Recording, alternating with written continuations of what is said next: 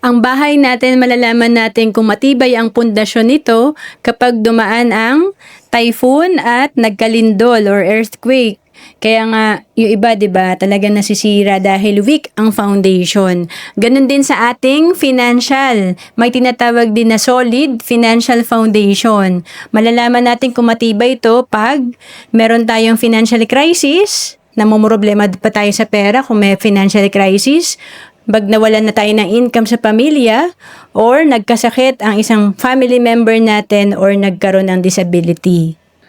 Kaya naman noong 2012, malaking bagay na natutunan ko sa financial seminar ang tinatawag na pag-build natin ng strong or solid financial foundation. Sa pag-build pala ng ating financial foundation, hindi tayo magsisimula sa investment kasi madalas or karamihan, gusto lang natin mag-invest. And hindi natin alam na importante pala ma-build natin itong financial foundation natin or pundasyon sa baba tayo magsimula. Una is increase cash flow. Ito yung magagawa natin kapag tumaas ang income natin at meron tayong disiplina, nare-reduce natin yung mga expenses natin. And then pangalawa, dapat meron pala tayong sapat na healthcare at life insurance or life protection. And then, debt management, ito naman yung dapat nakakabayad tayo ng utang natin kung pwede nga zero debt tayo. And then may sapat na emergency fund, ito yung 3 to 6 months ng ating kinikita na meron tayong savings account. And of course, investment. Meron tayong multiple investment para sa ating retirement at sa mga financial goals natin.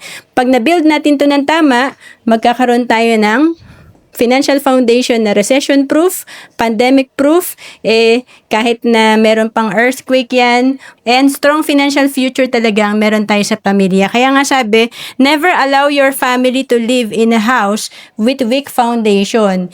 Ang ating pag-iipon, pag na-build natin ng tama, magkakaroon tayo ng financial peace of mind.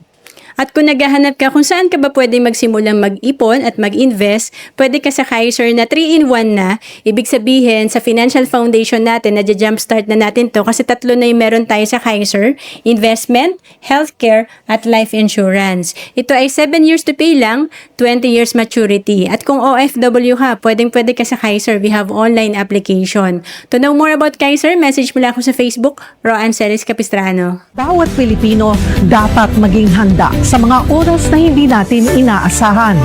Gaya ng biglaang pagkakasakit, dapat may pondo tayo na magagamit. Sa oras ng pangangailangan, dapat may magmamalasakit.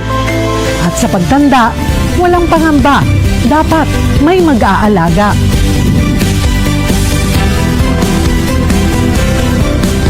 Ganyan mag-alaga ang Kaiser. Yan ang dapat. Ako po si Cheryl Posit.